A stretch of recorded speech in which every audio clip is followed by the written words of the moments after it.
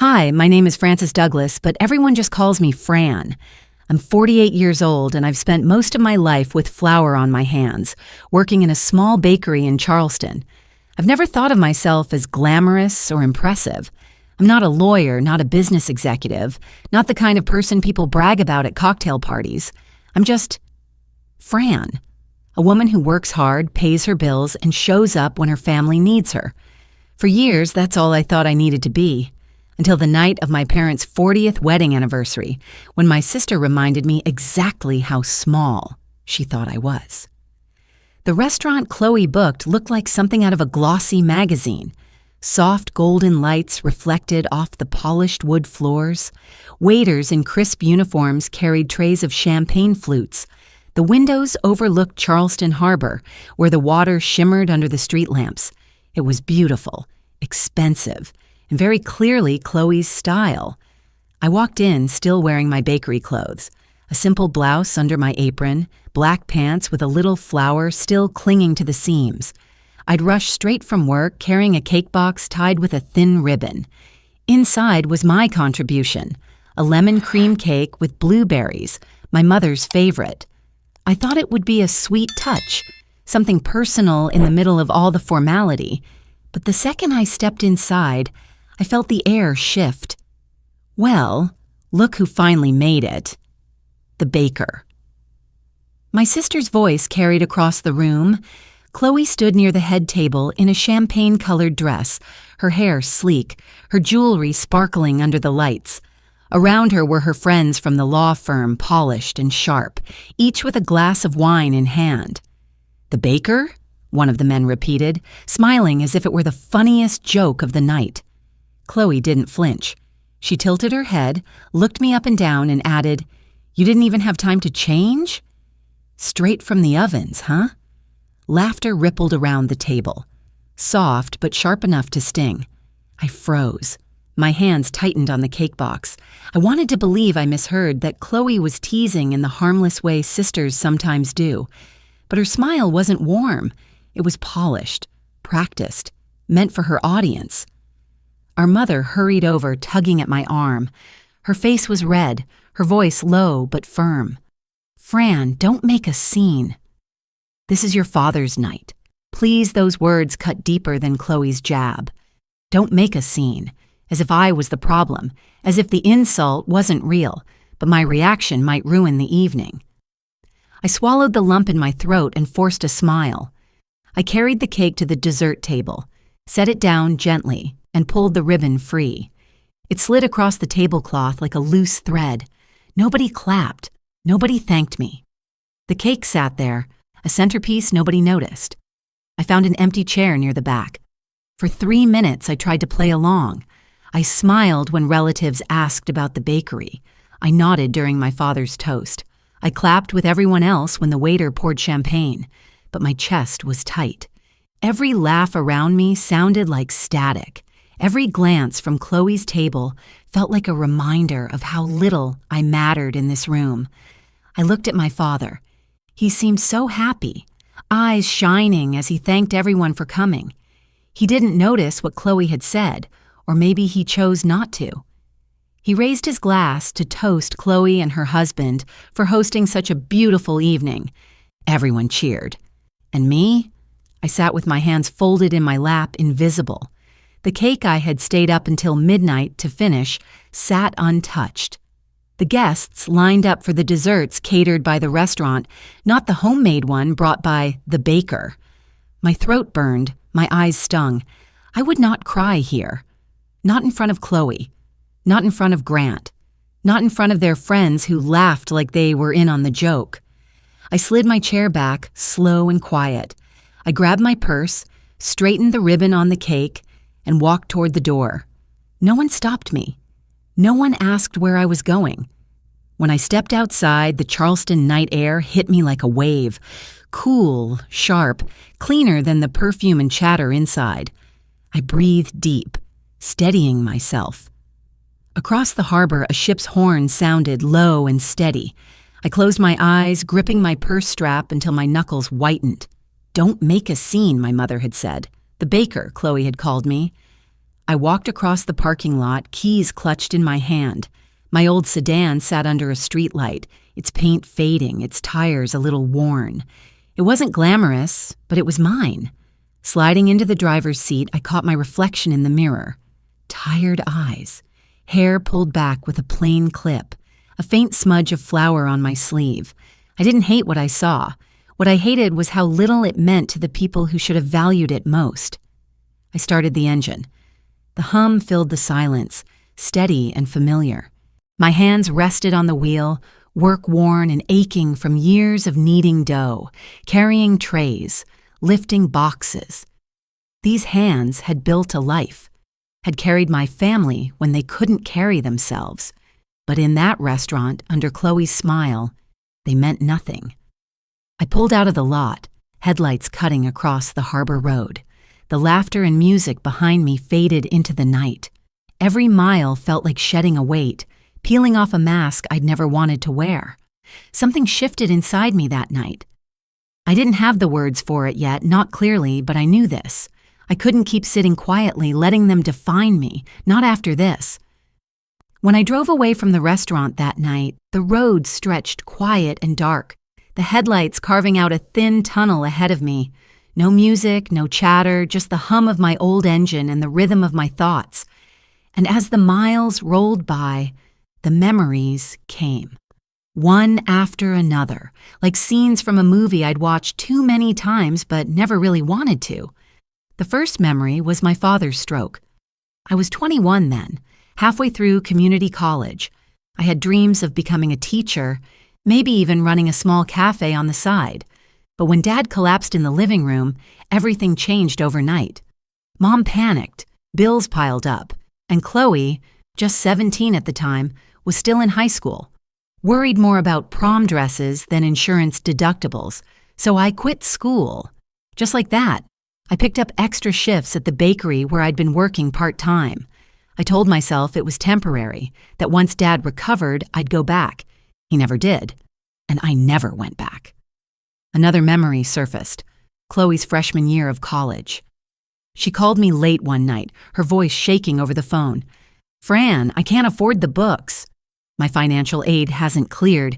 If I don't pay by Friday, I'll have to drop classes." I was 25, broke myself, juggling rent and car payments. But I picked up a couple of overnight shifts, cashed out my savings account, what little there was, and wired her the money. She promised to pay me back. She never did. The road stretched on, and with it came the memory of Dad's hospital bills. Mom sat at the kitchen table, stacks of envelopes spread out like battlefield maps. Her hands shook as she said, "I don't know how we'll manage. They'll come after us." I didn't hesitate. I picked up catering jobs on weekends, baking in 100-degree kitchens, hauling trays until my arms ached. Every dollar went to keeping the collectors off our doorstep. Nobody mentioned it at the anniversary party, not one word. I pressed harder on the gas, the speedometer climbing. Anger hummed under my ribs, hot and raw. Another scene, Chloe's graduation. She walked across the stage in her cap and gown, her law degree secure. The whole family beamed with pride, snapping photos, clapping until their hands stung. And me? I stood in the back row, wearing a dress I'd bought secondhand, clapping quietly. Nobody remembered that I'd paid half her tuition. Nobody thanked the sister who had worked double shifts so Chloe could chase her dreams. By the time I hit the interstate, my chest felt heavy. There was Chloe's wedding, too. God, how could I forget that? She wanted a designer gown, flowers dripping from every table, a live band that cost more than my annual salary. When the bills came due, she called me in tears. "Fran, please, just this once. I promise I'll pay you back after the honeymoon." I co-signed a loan. I sold my car. I even dipped into the small savings I'd been keeping for a down payment on my own place. And what did I get in return? A seat at the family table, far enough from the bridal party that nobody noticed when I slipped out early. I tightened my grip on the wheel, knuckles white. The memories kept coming, relentless. The time I helped Chloe cover her credit card debt, $4,000 gone in a flash. The time I loaned her money for car repairs, only to see her post vacation photos on Instagram a week later. The time Mom hinted that a good daughter doesn't let her parents worry about bills, and I wrote another check I couldn't afford. One sacrifice blurred into the next until it was just a long, exhausting pattern. And what did it all add up to? $95,000. $95,000 I would never see again. I pulled into a gas station off the highway, the kind with flickering neon lights and a clerk half asleep behind the counter. I filled my tank, bought a bottle of water, and caught my reflection in the glass door of the freezer. There I was, tired eyes, flour ground into the creases of my hands, a simple jacket zipped halfway, not glamorous, not polished, but steady. I didn't hate what I saw. I hated that my family had trained me to feel ashamed of it. Sitting back in the car, I twisted the cap off the water bottle and drank. The taste was clean, sharp. I thought about the way Chloe had said it at the party. The baker, as if it were an insult. But being a baker meant something. It meant putting bread on tables, feeding families, keeping the lights on with honest work. It meant waking up at 3 a.m. to knead dough so customers had warm loaves by sunrise. It meant endurance, discipline, reliability. Without me, Chloe wouldn't have finished law school. Without me, Dad would have lost his medication. Without me, the mortgage would have swallowed them whole years ago. And yet, to them, I was just the baker. I started the engine again, the hum filling the silence. The miles rolled by, and I let myself imagine something different. What if just once I stopped? What if the next bill that came to the house wasn't quietly paid by me? What if the next tuition statement wasn't rescued by a wire transfer from my account? The thought was terrifying, but it was also freeing. For the first time in years, I wondered, what would my life look like if I didn't carry everyone else's weight? The answer was waiting, just beyond the headlights. And I was finally ready to find out. By the time I pulled into my apartment complex, the sky had shifted from deep navy to gray. Dawn was brushing the horizon, painting the clouds faint pink. Most of Charleston was still asleep, but I had been awake all night, replaying Chloe's words like a broken record, the baker. I carried myself upstairs slowly, every step heavy with the weight of years I could no longer ignore. My apartment was modest, 2 small rooms, a kitchen just big enough for one. The walls smelled faintly of cinnamon, the scent clinging to me no matter how many showers I took. Usually, the smell comforted me. That morning, it only reminded me of how much I had given, how little anyone cared. I set my purse down, pulled off my jacket, and sat at the small table by the window. Bills were stacked neatly in a basket nearby. Electric, rent, insurance. All paid on time, always by me. Next to them sat another folder stuffed with bank statements, promissory notes, and crumpled IOUs scrawled in Chloe's handwriting. I stared at that folder for a long time. It felt like a history book of my sacrifices. Every page carried a piece of my life I had quietly handed over. Something inside me hardened. I pulled out a notebook, the kind I usually used for cake orders and grocery lists. At the top of a blank page, I wrote 3 words in bold letters: Mission, Reclaim Boundaries. It looked almost military, like the title of an operation. And maybe it was, because that's what this had become, a battle for my dignity, my future, my peace. I underlined the words twice, then began listing steps. 1. End financial support. Cancel every automatic payment tied to Chloe's house or her daughter's tuition. 2. Separate accounts. No more co-signing, no more shared obligations. 3. Document everything. Organize every receipt, every transfer, every note. If they questioned me, I'd have proof. 4. Communicate boundaries. Tell my family clearly I am done. I sat back and looked at the list. Simple, clear, scary. For decades, I had been the fixer, the helper, the safety net. Without me, bills went unpaid, cars went unfixed, loans went into default. What would happen when I pulled away? Chaos, probably. Accusations, definitely. Tears, without a doubt. But for once, I wasn't afraid of their reactions. I was more afraid of staying trapped in this endless cycle, of waking up one day at 60 with nothing left, not money, not energy, not self-respect. I picked up the first item on the list, end financial support. I opened my laptop, logged into the bank, and scrolled to the automatic transfer labeled Douglas Hartman Mortgage. The amount blinked back at me. $1,250 withdrawn every month like clockwork. My stomach knotted as I hovered over the cancel button. I thought of Chloe's laughter at the restaurant, the smug tilt of her head. I thought of my mother's whispered plea, "Don't make a scene." And then I clicked. The payment schedule disappeared, just like that. My hands shook, but my chest felt lighter. One chain snapped. Next came the tuition fund. For 3 years, I had been quietly paying into a 529 plan for Chloe's daughter, my niece. I loved that girl dearly, but I couldn't keep sacrificing my future for her parents' irresponsibility. I canceled the contribution, heart heavy but firm. By the time I closed my laptop, sweat dotted my forehead. 2 steps done. I pulled the folder closer, sorting papers into neat piles. Medical bills I had paid for Dad. Wedding loans co-signed for Chloe. Credit card balances I had swallowed to keep her afloat. It was a mountain of evidence, proof that my life had been one long bailout. Page after page, I slipped them into sheet protectors, snapping them into a black binder. On the cover, I wrote in bold marker, "Douglas Family Debts, paid by Fran." When I finished, I sat back and let the binder rest heavy in my lap.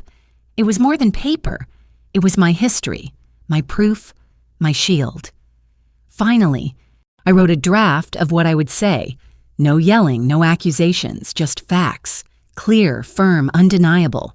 Mom, Dad, Chloe, I've supported this family for 2 decades. Here is the record. From today forward, I'm finished. I love you, but I won't sacrifice myself anymore. I read the words aloud, voice trembling at first, then steadier. They sounded strange in my mouth, almost foreign. Boundaries had never been my language, but tonight they became my weapon. As the sun rose fully, spilling light across the table, I felt something I hadn't felt in years. Control. This wasn't just an anniversary of my parents' marriage anymore. This was the beginning of my own anniversary, the day I stopped living for everyone else and started living for me. The next morning, I woke with a knot in my stomach. My list from the night before lay open on the kitchen table. The words, mission. Reclaim boundaries circled twice. I had taken the first steps, but now came the hard part, making it stick. I brewed a pot of coffee and sat down with my laptop again. The cancellation of Chloe's mortgage transfer and the $529 tuition fund had gone through overnight. For the first time in years, my account balance wasn't already bleeding out before payday. It felt surreal. But I knew Chloe would notice soon, and when she did, the storm would hit. I spent the next few hours at the bank. The clerk behind the counter looked at me with polite confusion as I requested to remove my name from every joint account still tethered to Chloe. "Are you sure, Ms. Douglas?" he asked, sliding papers across the desk. "You've been listed as a guarantor on these loans for quite some time." "I'm sure," I said firmly, my voice steadier than I expected. "Take my name off." Today, signing those forms felt like cutting invisible ropes, one by one. For years, Chloe's debts had dragged me down. Now, piece by piece, I was untangling myself. When I left the bank, I carried a folder of stamped documents, proof that my lifeline to Chloe's finances was severed. That evening, I pulled the black binder from the shelf and spread it open on my kitchen table. Pages of receipts, loan statements, bank transfers, promissory notes in Chloe's familiar handwriting, every dollar, every sacrifice recorded. It looked overwhelming at first, like staring at a mountain I had climbed without ever realizing it. But the more I organized, the stronger I felt. On one page, Chloe's note from 2007. Fran, I'll pay you back as soon as I pass the bar exam, promise. On another, the $4,000 credit card statement I had cleared for her, the balance zeroed out with my name on the payment line. On another, the wedding loan, $12,000 I had co-signed, with my pay stubs as collateral. I slid each page into a protector, labeling the sections like a lawyer preparing for trial. Education, medical bills, wedding, credit cards, mortgage. By the time I finished, the binder was heavy in my hands. It wasn't just paper. It was 20 years of my life, captured in numbers and signatures, and soon it would become my voice. The first call came 2 days later. Fran? Hey, it's Chloe. Her tone was light, too light the way people sound when they're about to ask for something. I just got an alert from the bank. Looks like the mortgage payment didn't go through this month. Did something happen with your account? I gripped the phone tighter. My heart thudded. This was it, the moment of truth. No, I said evenly. Something happened with yours. I canceled the transfer. I'm not paying your mortgage anymore, Silence. Then a sharp laugh. What are you talking about? You've been helping with this for years. You can't just... Yes, I can, I cut in, firmer this time. And I did. From now on, your house is your responsibility. Her voice cracked. Fran, don't do this. We're stretched thin, and you know Grant's bonus hasn't come through yet. Just give us another month. I closed my eyes. I could almost see her expression, the practiced tears, the slight pout that had won her sympathy since childhood. No, I said softly. I'm done. Her tone shifted, sharp and cold. You're unbelievable. After everything I've done for this family, you choose now to turn your back? Do you want Mom and Dad to lose their respect for you? I almost laughed at the irony. Respect? When had I ever had it from them? I hung up without another word. That night, my phone buzzed with texts. First from Chloe, angry, pleading, accusatory, all at once. Then from Mom, her words carefully chosen, Fran, your sister is under a lot of pressure. Couldn't you have waited until after the holidays? I set the phone down and didn't answer. Instead, I turned back to the binder, flipping through the pages. For the first time, those documents didn't feel like chains. They felt like armor. The pushback grew louder over the week. Aunts called, urging me to keep the peace. My father left a voicemail, his tone weary. Fran, you know Chloe's always been the fragile one. Can't you be the bigger person? Just this once? Just this once. As if the last 20 years hadn't been a lifetime of just this once.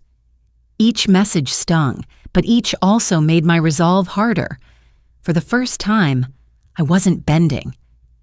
One evening, I sat alone at my kitchen table, binder open, pen in hand. I drafted a letter. Not emotional, not angry, just the truth. To my family, for over 2 decades, I have provided financial support in silence. I've covered tuition, mortgages, medical bills, weddings, and debts totaling $95,000. I did it because I loved you. But love should not mean erasing myself. From this day forward, I will no longer carry responsibilities that are not mine. This binder contains every receipt, every transfer, every note of what I've done. If you ever doubt me, the proof is here. I am not turning my back on family. I am choosing, finally, not to turn my back on myself. Fran. I read the letter aloud. My voice wavered, but steadied with each word. The decision was real now. The boundaries were set. And for the first time in my life, I felt something my family had never given me. Respect. My own. The invitation came in the form of a phone call from my mother. Fran, we're having a family dinner on Sunday, she said, her voice careful, like she was tiptoeing across glass. It would mean a lot if you came. Your father, he hates this distance. I almost said no, but as I glanced at the black binder on my kitchen table, I knew this was the moment I had been waiting for. "All right," I told her. "I'll be there." The house smelled of roast chicken and rosemary when I arrived. Familiar, warm, deceptively safe. My father sat at the head of the table, his posture stiff but welcoming. Chloe and Grant were already there, dressed as though dinner was another performance. My mother fussed with the silverware, avoiding my eyes. I carried the binder in my arms like a shield. When I set it on the table, the thud made Chloe's eyebrows arch. "What's this?" she asked, her tone half mocking, half nervous. I took a breath. "This," I said, opening the cover, "is 20 years of my life. 20 years of bills, transfers, loans, and sacrifices, all in black and white, pages turned, plastic sleeves crinkling." I laid out the first stack. Tuition payments. "Here's the money I wired so you could buy books. Here's the loan I covered when your financial aid fell short." Every dollar documented. Chloe's face flushed. "Fran, this isn't necessary." "Yes, it is," I interrupted. My voice didn't tremble. "Because at Mom and Dad's anniversary, you reduced me to the baker." You laughed in front of everyone, like the only thing I've ever been is flour and ovens. So now I'm reminding you what I've been, what I've done. I flipped to the next section. Medical bills. Dad's stroke, Mom's prescriptions, the collectors who stopped calling because I worked 3 jobs to keep them at bay. My father shifted, his eyes darkening. "Fran, I didn't know—" "No one did," I said simply, because I never said a word. I thought silence was love. I turned to another page. "Your wedding, Chloe." $12,000 co-signed in my name, my savings wiped out, my car sold. While you danced under chandeliers, I counted the pennies left in my account. Grant cleared his throat, his face tight. Chloe's eyes filled with tears, not the soft, guilty kind, but sharp ones, born of anger. "You're trying to humiliate me." "No," I said calmly. "I'm done being humiliated." I pushed the binder forward. $95,000. That's what I've given this family, quietly, willingly, until the night you decided all I was worth was a punchline. Silence fell like a weight. The ticking clock in the hallway was suddenly deafening. Finally, my mother spoke, her voice trembling. "Fran, we never asked you—" "Yes, you did," I cut in, softer but steady. Not with words, maybe, but with looks, with hints, with the silence every time Chloe cried for help. I stepped in because I thought it was my duty. But duty doesn't mean destruction, and I won't destroy myself anymore. I closed the binder with a snap. From today forward, I am done. No more transfers, no more loans, no more quiet rescues. Chloe's chair scraped back sharply. "You're selfish." The word hit, but didn't wound. Not this time. I stood, gathering the binder under my arm. If protecting myself is selfish, then so be it. For once in my life, I'll wear the label proudly. I looked at my father, who stared at me with something unreadable. Shame, maybe, or regret. "I'm not asking for thanks," I told him. "I'm asking for freedom, and I'm taking it, whether you give it or not." With that, I walked out. The air outside was cold, cutting through me like truth. My hands shook, but not from fear, from release. Behind me, voices rose, muffled through the door. Accusations, pleas, confusion. But I kept walking. Binder clutched tight, each step carrying me further from the weight I had carried for too long. For the first time in decades, I wasn't the baker, the fixer, the rescuer. I was just Fran, and that was enough. The week after the dinner was a blur of ringing phones and unread messages. Chloe called first. Her voice swung wildly, pleading one moment, furious the next. "Fran, please, we're drowning here. The bank is threatening foreclosure. Just help until Grant's bonus clears. You can't leave us like this." When I stayed silent, her tone sharpened. "You're heartless. After everything we've shared as sisters, you're going to throw me to the wolves? You'll regret this." I let the voicemail play to the end, then deleted it. The texts came next. Paragraphs from Chloe, short commands from Mom. "Call your sister back. You can't abandon family. You're overreacting." Each word stung, but each also hardened something inside me. For once, I didn't jump to fix, to soothe, to patch the cracks with money and silence. Dad called too, his voice low, worn with disappointment. "Fran, you know Chloe's always been fragile. Can't you just be the bigger person? You've always been the strong one."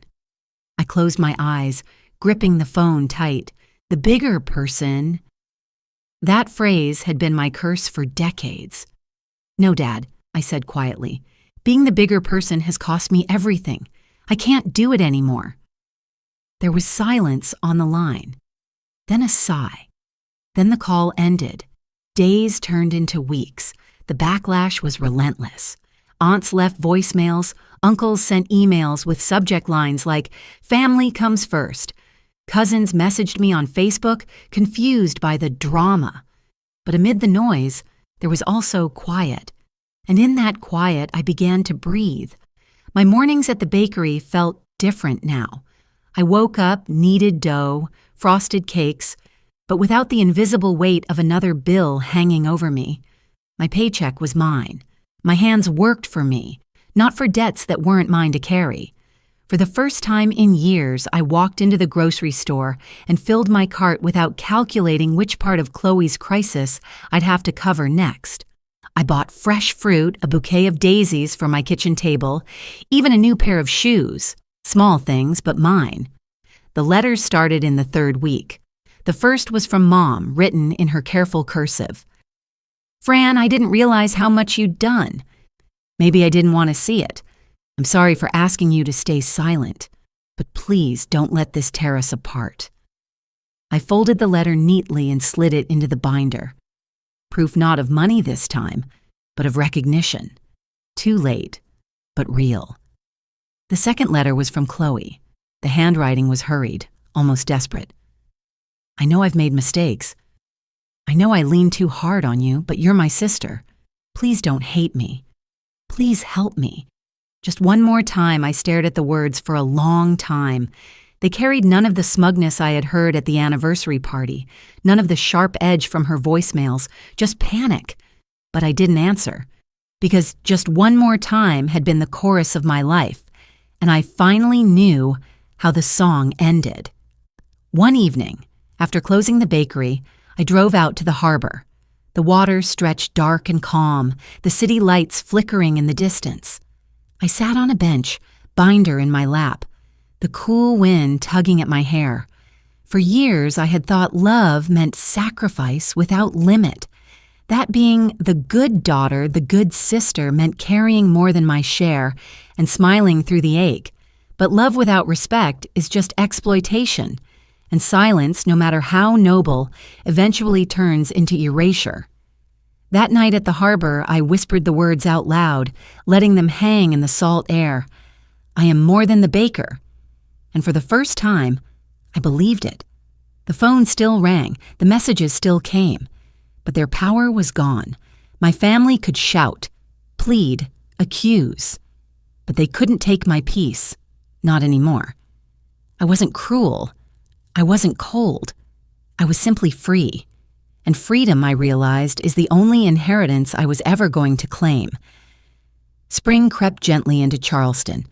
The bakery filled with the smell of fresh strawberries, lemon zest, and the hum of tourists returning to the city's cobbled streets. For me, life began to feel different. Not easier. Bills and long hours didn't vanish, but lighter.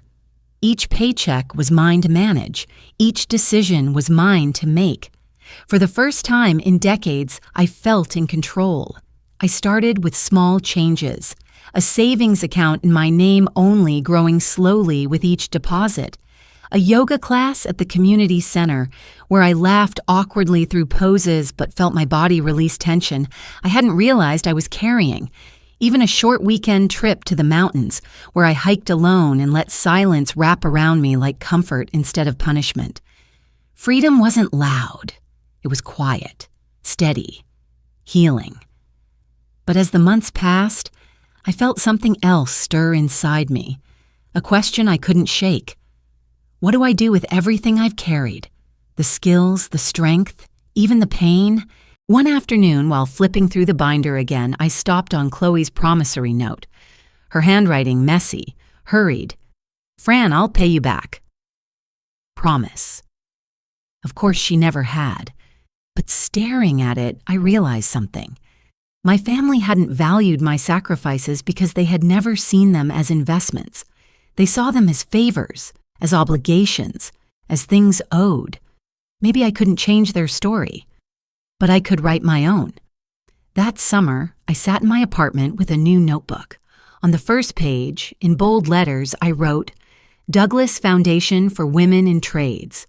It started small, just an idea, a scholarship fund for young women who wanted to enter trades and crafts. Baking, carpentry, welding, cosmetology. Work too often dismissed as less than, even though it built the world we lived in. I called a financial advisor, explained my vision. He listened carefully, then smiled. "You know, Ms. Douglas, this is ambitious. But it's doable. We can start modestly. Grow over time." For the first time, I felt a thrill in my chest. Ambitious, a word no one had ever used for me before. The first fundraiser was humble. A bake sale outside the bakery on a sunny Saturday, tables lined with cookies and pies. Neighbors came, curious at first, then supportive. A few customers dropped bills into the donation jar, whispering, "Good for you, Fran." Word spread. A local paper ran a short feature. Baker turned sacrifice into scholarship, and the headline made me laugh and cry. By autumn, we awarded the first scholarship, just $500 handed to a high school senior named Lila, who wanted to study culinary arts. She was nervous, her hands twisting as she accepted the check. "Ms. Douglas," she said softly, "I didn't think anyone believed kids like me could do this." "Thank you." Her eyes shone with the same mixture of fear and hope I had once carried. And in that moment, every sleepless night, every dollar lost to the wrong people felt transformed, not wasted, replanted. My family, of course, heard about it. Chloe called once, her voice brittle. "So you'll give strangers money but not your own niece?" I didn't flinch. "I'm giving to people who value it, who understand it. That's the difference." There was silence on the line. Then she hung up, and for the first time, I didn't feel guilt, just clarity. The foundation grew slowly, one fundraiser at a time. Some nights I stayed up late, baking bread not for sale but for community events, each loaf a brick in something bigger than myself. And every time I handed a check to a young woman, I felt a piece of my past settle into place. The sacrifices hadn't been erased. They had been redirected, reclaimed. One evening, I returned to the harbor bench where I had once whispered, "I am more than the baker." This time, I carried a letter from Lila, written in looping teenage handwriting. "Ms. Douglas, I got into the culinary program. I'll work hard, I promise. You made me believe I could."